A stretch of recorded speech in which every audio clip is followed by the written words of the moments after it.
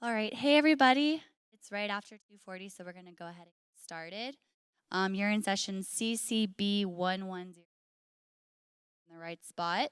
This is Technical Architecture and DevOps at SM Scale. And I'm going to introduce to the stage Valor Poland, Vinay Verma, and Roel Tablada from. Thank you. Can you all hear me all right? Excellent. All right, so a quick agenda, introduction, a little bit more about us, and then we're going to talk about three main areas that where we have added some tooling to the platform, encountered some scaling issues, and how we've overcome. So first off, I'm Valor Poland. I see a few friendly faces.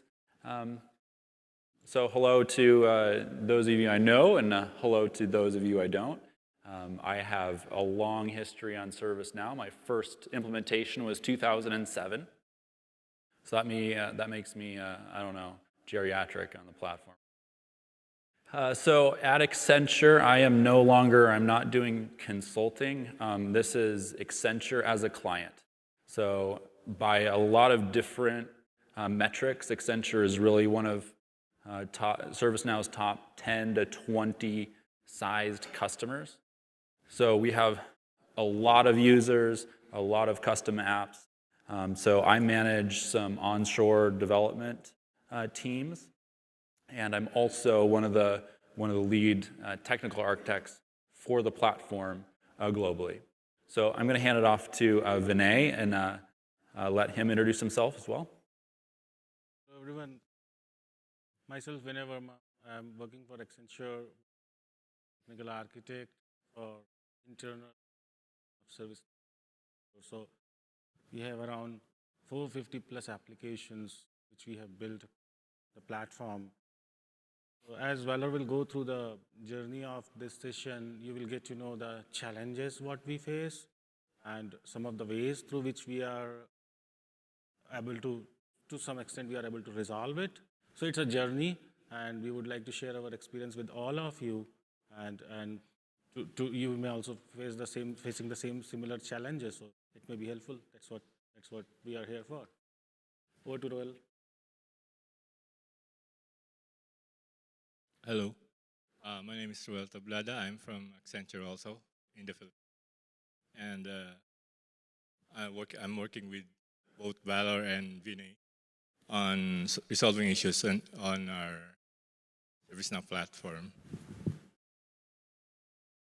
So a little bit about Accenture. I kind of already covered this. So again, just a reminder that this is Accenture as a client. This is not Accenture as a consulting company or a sponsor or anything like that. We're just another client like most of you guys out there. So we have a lot of users globally.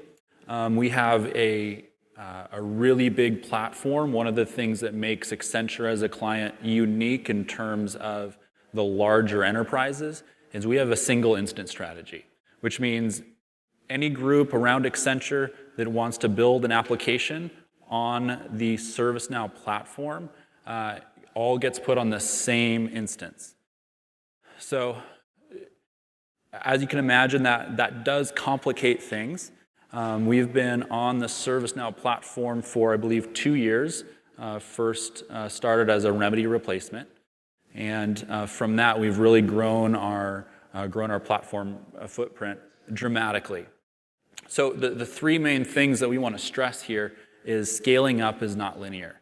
So if you're a typical or average ServiceNow client, you don't have to worry about things like, well, what if some integration goes haywire and we get 1 million API calls within a 60-second period, right?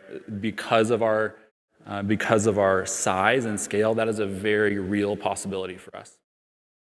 The second one is, and you'll see in a couple of slides here, a little bit why this is important, but governance is very, very important. Just like in the keynote this morning, you saw that one of the key determinants for success is to have a centralized and clear governance strategy.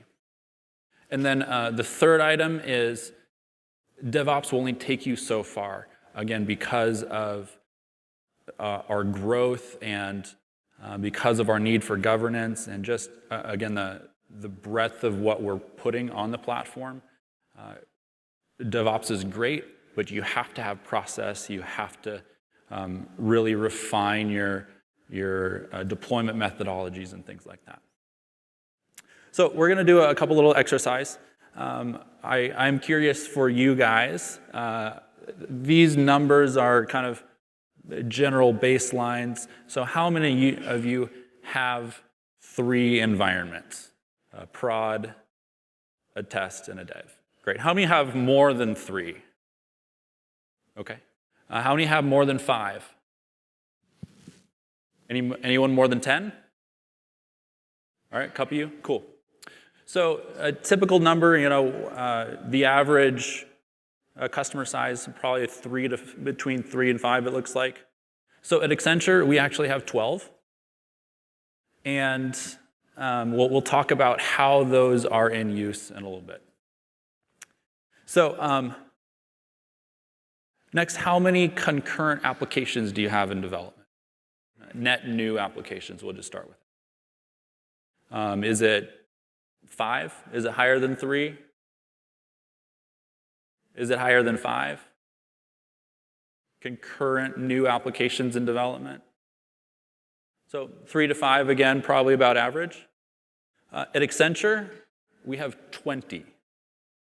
So we're doing live development across 20 different applications, some scoped, some not, at any given time. I think this number is probably a little bit low, especially for the audience, knowing that some of you have upwards of 5 environments. But you talk to a relatively new ServiceNow customer, they always ask, well, how many administrators do I need? Kind of the general rule of thumb is you should have 4-ish, give or take. A couple of developers, 2 people assigned in production at least, so that you can hand off and there's not a single person they have to get out of bed at 2 in the morning. How many of you have more than 20 administrators in a development environment? All right, a couple of hands in the back. At Accenture, we have over 250 active developers in our development environment. So again, we're setting the stage for we have to deal with things and governance that a lot of customers do not. All right, a couple more here. How many update sets do you run about a month? 20 about right?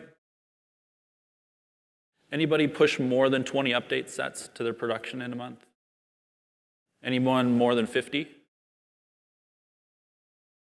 All right.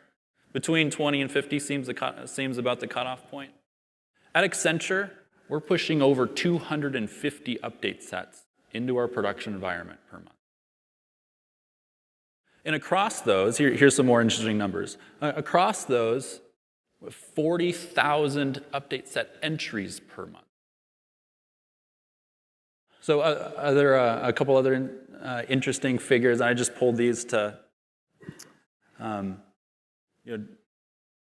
just because it is a little bit of a different size where we are. We send over 100,000 emails a day. As soon as we push discovery into production, it just got delayed. But as soon as we push discovery into production, we're going to be doing well over 10 million transactions per day within our production. So tons of integrations. Obviously, you see tons of tasks being created. One of the pain points that we're working with ServiceNow on right now is our attachment size.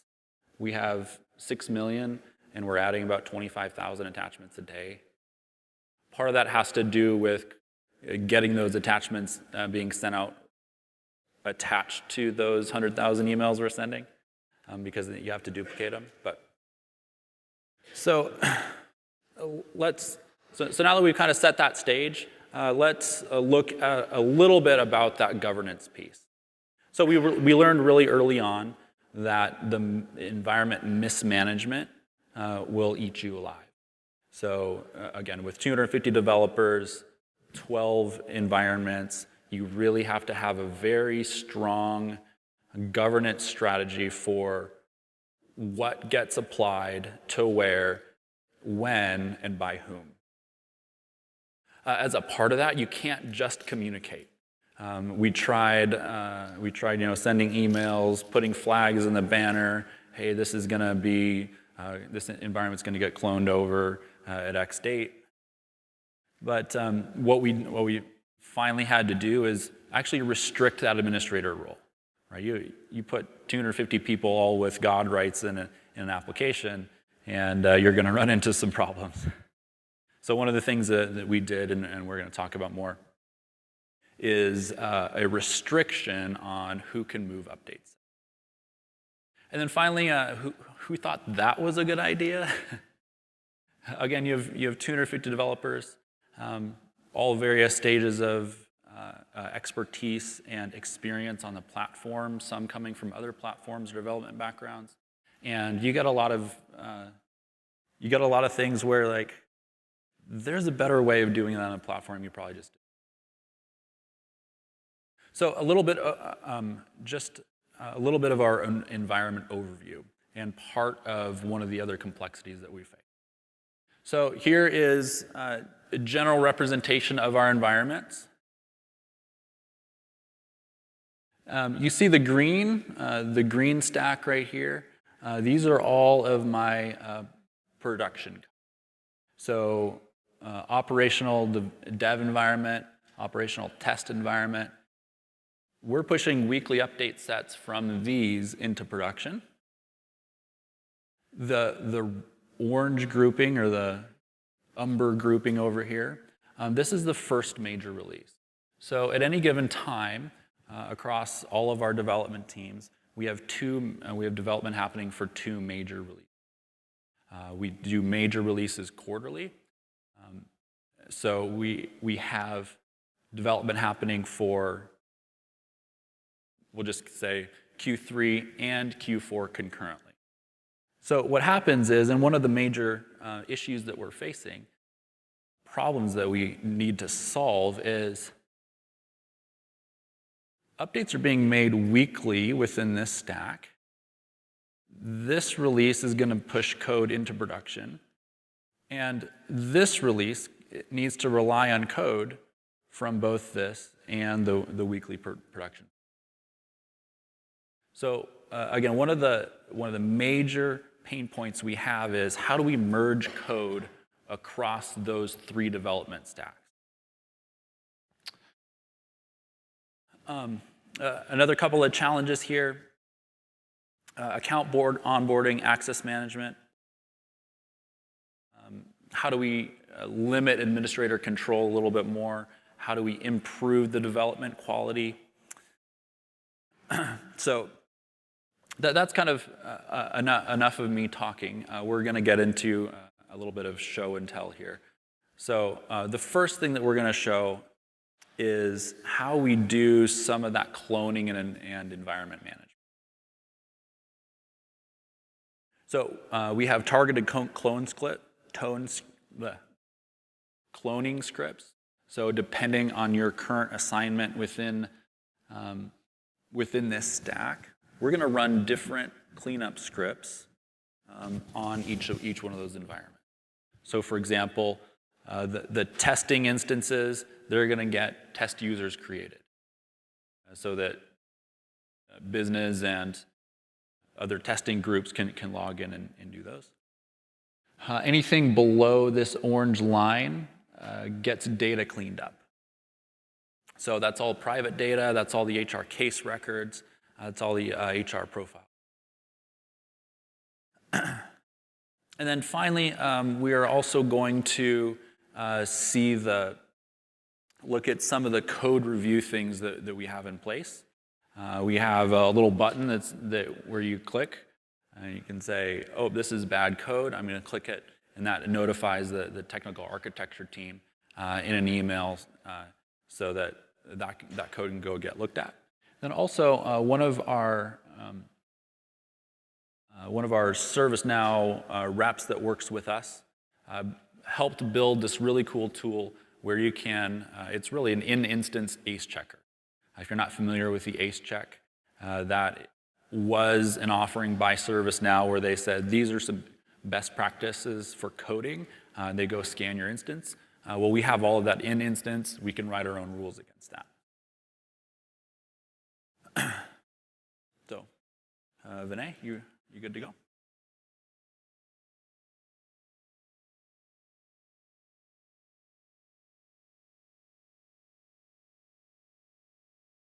Okay, great. So Weller has shared the kind of the pain points what we have, and mostly it is because of the sheer volume what we are dealing within that. So 250 admins being there, doing the work, sharing the same admin rights, what a administrator, real administrator would do. And the cleanup process because of the data privacy. So 250 people doing the development in the lower instances, so our surface area is too large, which we can expose if we just clone the production to the lower instance and let them work on that. So there has to be some kind of strict governance around it. They should only see what they are entitled to. So it actually brings down to very complex cloning process, which means that after cloning, you have to do something, you have to clean up. What to clean up and where to clean up. So I'll go to the details, the challenges what we are having. So the challenge number one says that, so the data confidential has to be maintained, but it's not that we go and just truncate everything. And the degree of the cleanup is also dependent on which instance, what is the target instance. So if it is my stage instance, which should always be at the same level of production in terms of the code and in terms of the data. No cleanup on that. Same cleanup script. When runs on the stage, it doesn't clean anything.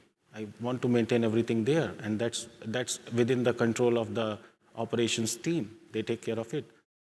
But when the same script runs in the lower instances, say the development instance or test instance, it's smart enough. It actually identifies, understands where I am running right now and what steps I should take.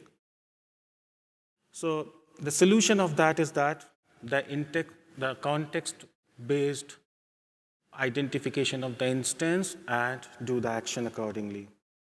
So if you can see this piece of code, it is actually identifying which instance it is upon. This small piece of code does the job.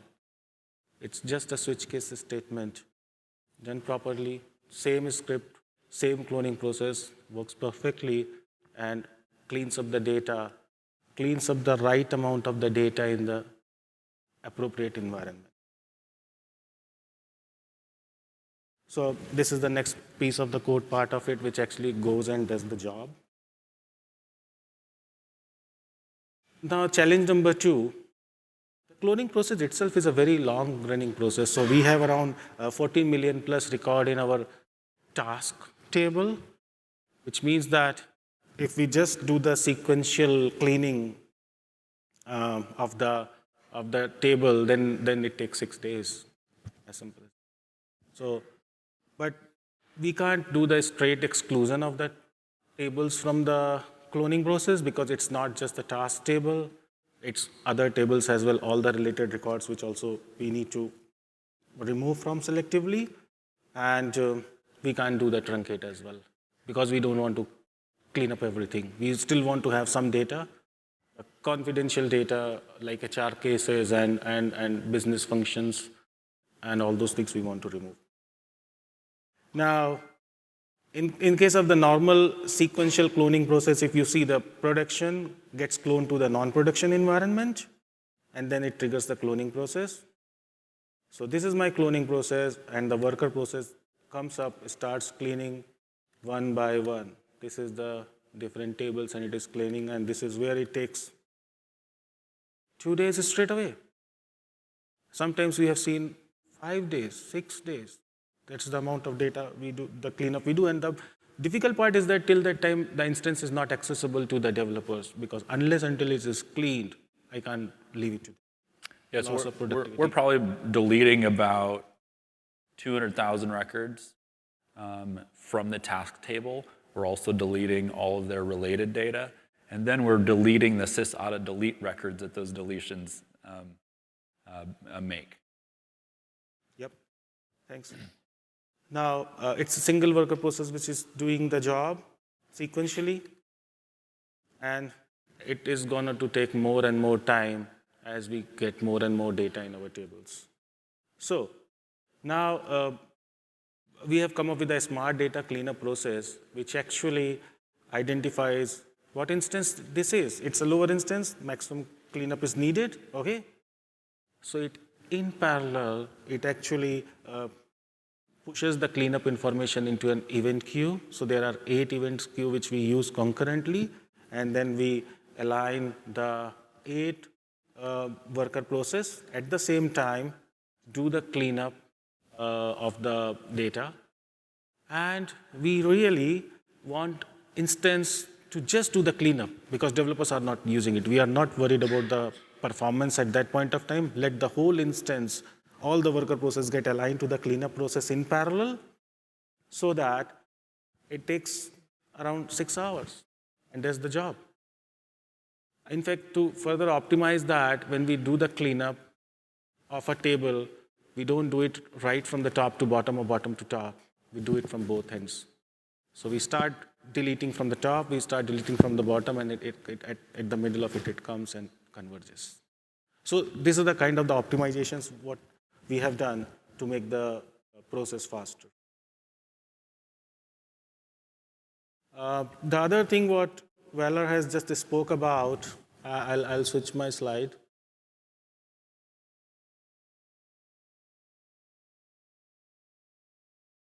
So this is about 250 developers, all admin. Actually, this is our power. We have so many people doing development for us, but there is another side of it. All of them are being admin. Anybody can come and can do anything. And here, the problem is that so I'm giving you a situation through this animation. So suppose Jessica is an environment manager, and the code promotion has to happen from the development environment to the test environment, and Jessica is controlling everything, doing the code promotion on her own. But developers also can do that. You just go and promote the code without any communication. All of a sudden, Jessica comes to know that, oh, I did not promote this code. Who did that? 250 people to inquire from. Remediation is difficult. This is a typical challenge. Sometimes it happens because of the ignorance. Sometimes it happens because of the time pressure, but that's the reality. So the challenges what we face is that the things are beyond environment management team. So environment management team is the administrator who is actually officially supposed to do the code movement, whereas other people are doing it without telling. So admin has no information about that, what version should be there, where are we. And it actually poses a challenge in maintaining the technical purity of the environment at the same time. So we have created a solution that restrictive update set migration. As simple as that, you are an admin, but by default you can't do the code promotion. We have taken that liberty. So we have created a new role, update set admin, and assigned that role to the environment management personnel only. So we have a group. There are 3 people, 4 people who selectively we have given that role. And only environment manager can go and see those options which are helpful in doing the update set implementation. This is something it looks like. This is the same way we have the elevated security privileges. Other admins when come in, they don't see that option altogether unless until they have this. And this option is only available for those admins. So these are the 2 very typical challenges. Valor, would you like to talk about another one? The third one? Oh, you only need this? Whatever you can do it from.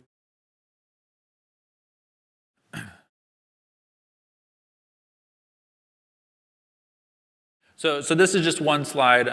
If we have time at the end, we'll do a live demo of this stuff. Can you go? It's Oh dear, my it's there.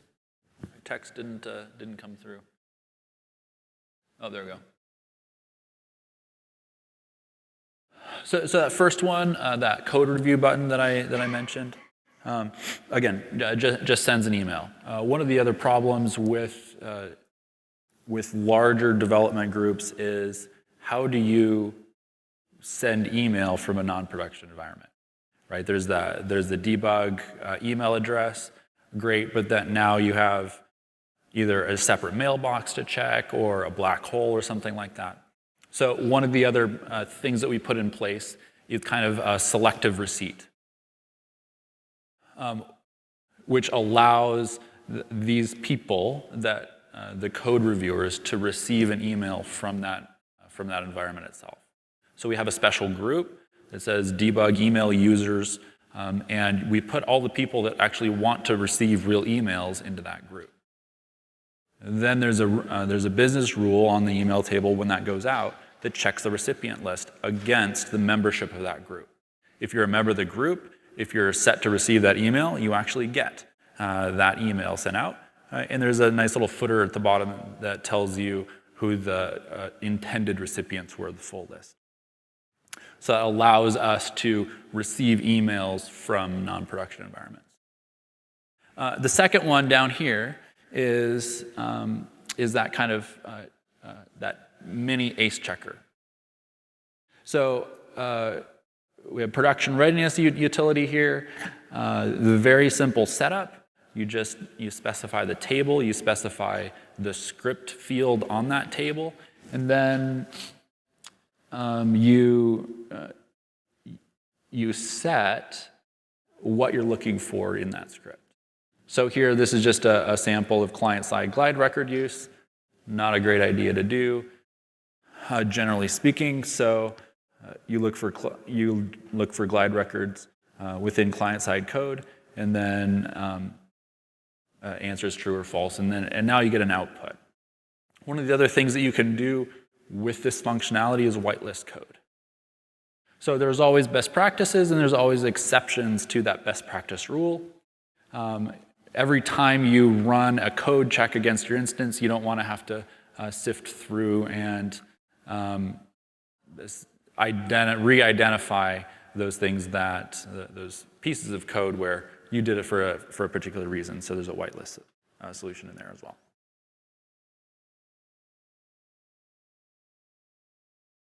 All right, so let's talk a little bit more about the methodology.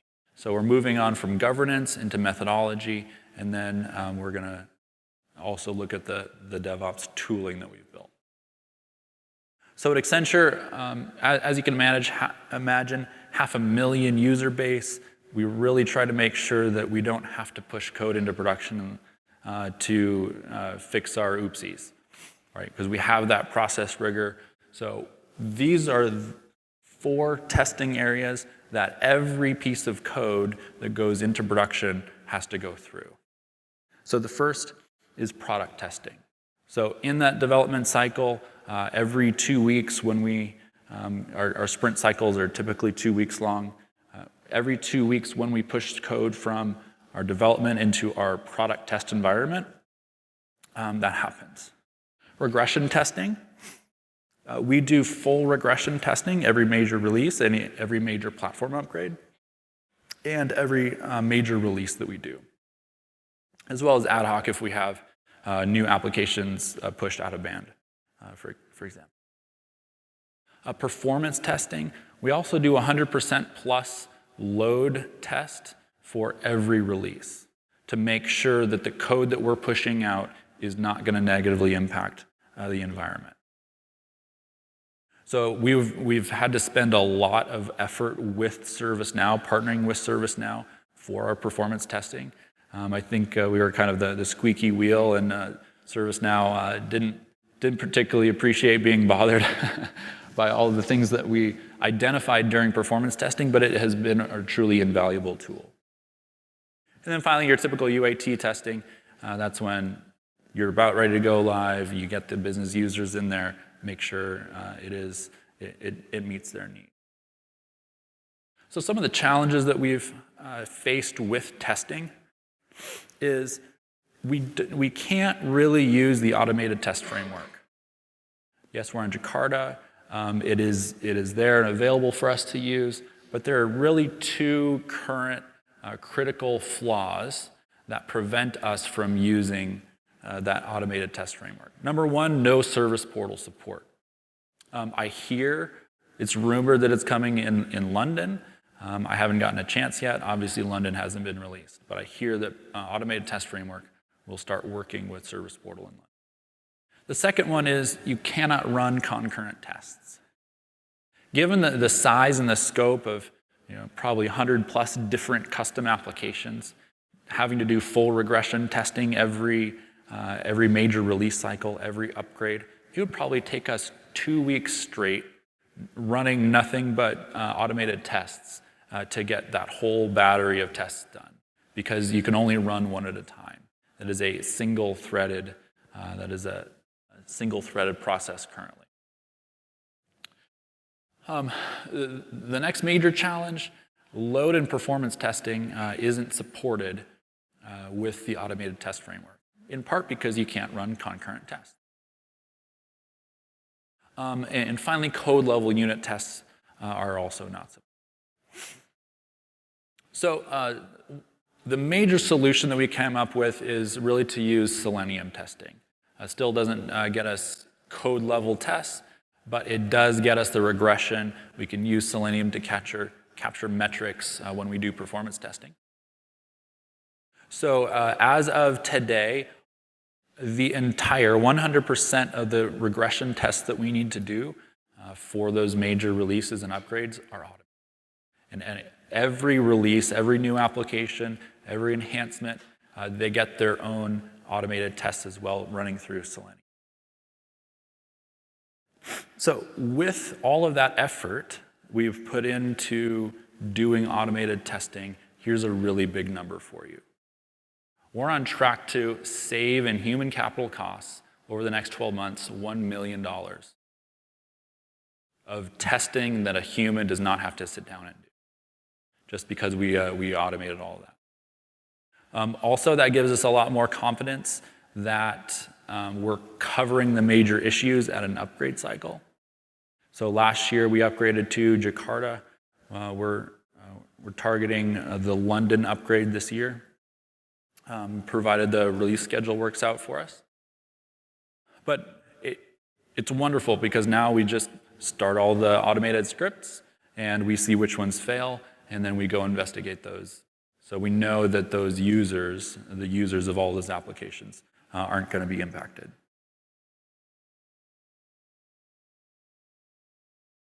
So and now we're getting into the DevOps tooling. So some of the challenges we have with the DevOps and the development tools on the ServiceNow platform is they're really not built for a pro code or a professional coding shop. The tooling on the platform is not built for customers that have 250 developers developing 20 apps concurrently. So the scoped application, that gets us part of the way there, but there's still no automated push. There's no real branching, merging functionality like that. But in terms of DevOps tooling, obviously you want to automate the testing first. That is a really big, quick win. And like I said, we're on track to save $1 million this year within our Accenture platform. The next, update set application. Right, going back to the graphic on what we use our 12 environments for. How do we manage update set applications, particularly when we have production stream going in weekly? How do we get all those fixes pushed out across different environments? And then what is that best practice scanning and then early identification of those problematic code areas? So here's where we're going to do some more show and tell on the collision detector. So one of the things we built in the platform is when you're doing development and you're looking at an object, it's highlighted if there is a conflicting version or a newer version on one of those other development environments. Second is the update set scanner, and I kind of already showed you that. Again, if there's time, we can look at that as well. And then the last one here, automated update set application. This is really great, so I'm going to ask Vinay to talk quickly so I can demo that. Okay, so let me ask you a question that how many of you have seen surprises when you go to the higher environments about development? You did something in the development as per the expectation, but when you go to the next environment and there is a surprise waiting for you. You can raise your hands. Awesome. I think all of us. And it's a hard to solve problem. There is a reason, there is a practical reason. This is unavoidable because of the multiple parallel releases what we work upon. At the same time, the DevOps ops fixes line is also keeps doing the fixes. L2 team, L3 team, they are making changes continuously while we will be doing development. The release team will be doing a development. We release it after 3 months. They can't stop their work. L3 team, fixes team cannot stop their work, so they have to continuously keep releasing. Now, how to address that? We have done some tooling around it, so I would like to talk about that. So to give you an overview of that, suppose this is our environment. Alice is doing a development on sandbox 1, and she is working on release 1, and she is in the update set 1. Bob works for the L3 fixes. And right now, Bob is about to work on a fix, on a script, which Alice is also working on at the same time. Both are having on the same version right now. Bob making some changes as per the requirement of the fix. Alice is working on the long-term development plan. So right now they are on the same level.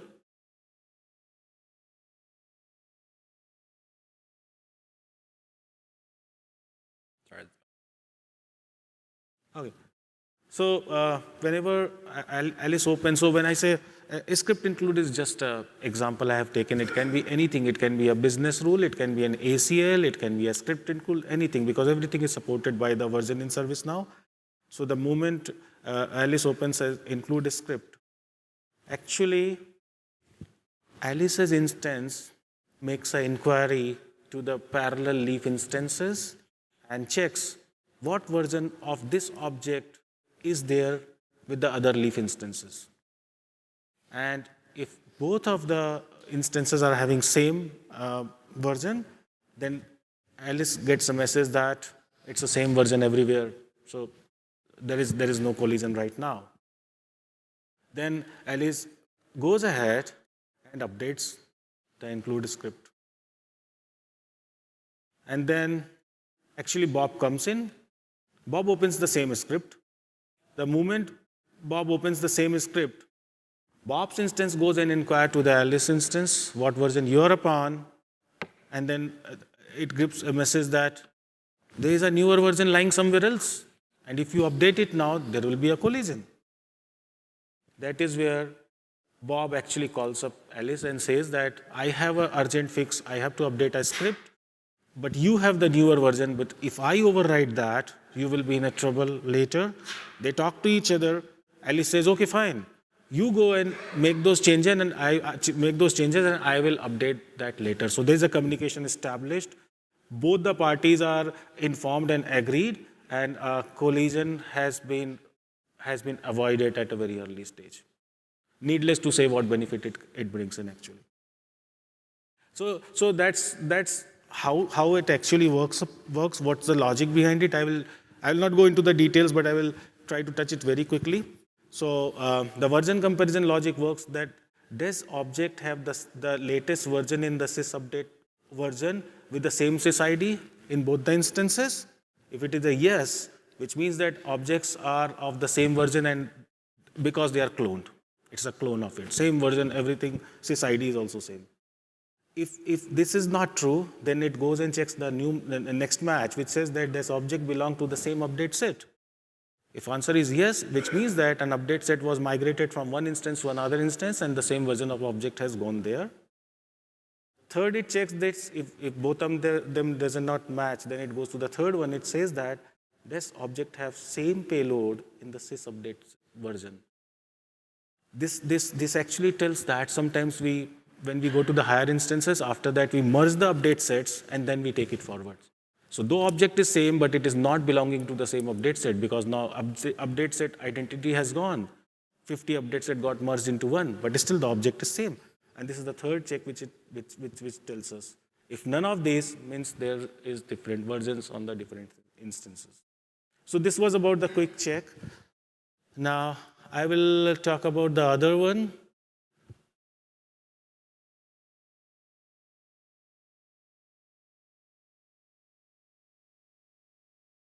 Just give me update set scanner. So now another situation where people give to the administrator, they say this is my update set, go and deploy that to the next environment. It is not possible for the administrator to practically open the update set, every update set, and see if something wrong they have done. When I say something wrong, they could have written some script which can actually delete the data. It can run on any scheduled job. Or they might have done some table schema changes, which is not allowed unless until you have got a sign-off from the architecture team. If you go and change some of the base table schema structure, things may stop working and it will be a surprise. So how to catch that early and still have the gate for the governance? So so Bob is being environment manager, and this is a diagram here. So the challenge is that the developers starts making schema changes in the out-of-the-box tables or in the common custom tables which works across the framework.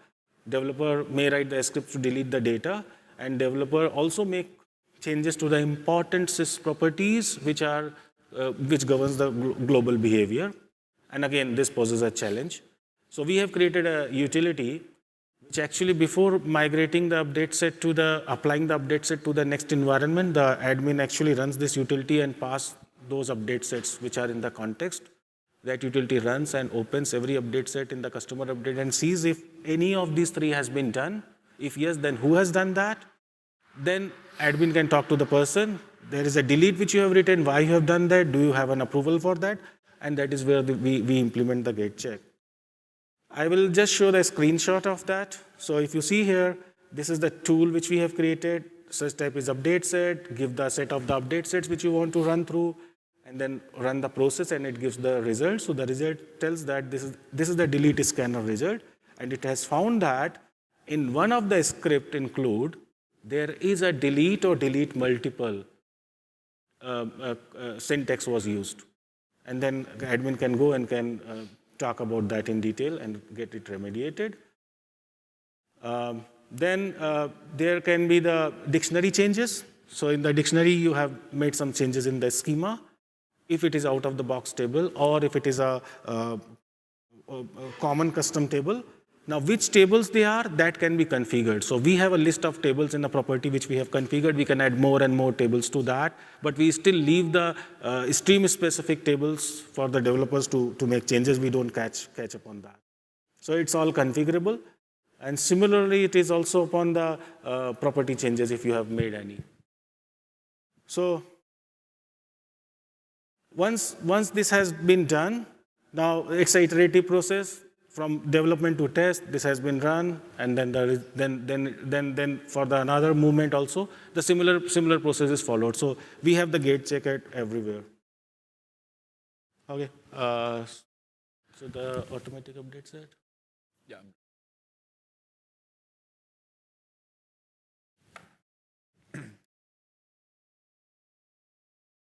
So I'll just do a really quick and dirty demo here. Of course, live demos are always risky, but we have a joke that Vinay is very risk averse and I'm the cowboy. So of course I'm going to do this in a live instance in a live environment.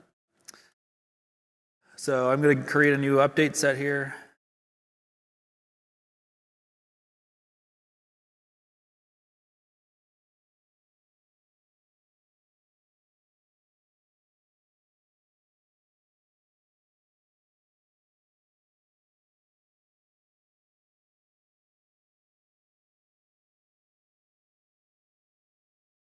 And our incident form is way too busy, so I'm gonna clean it up a little bit.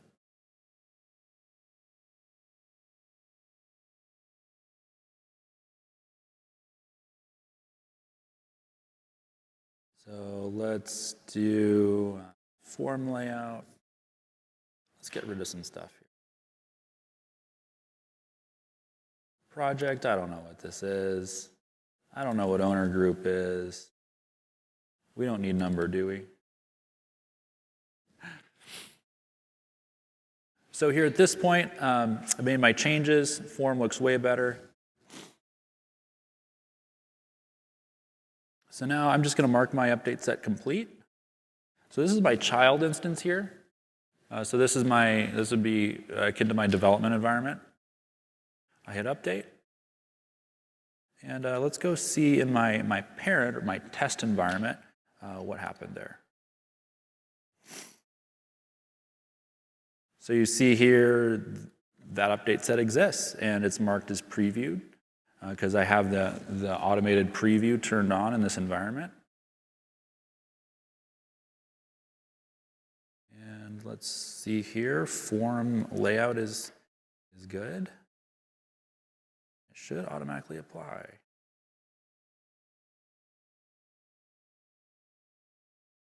I was doing this fine last.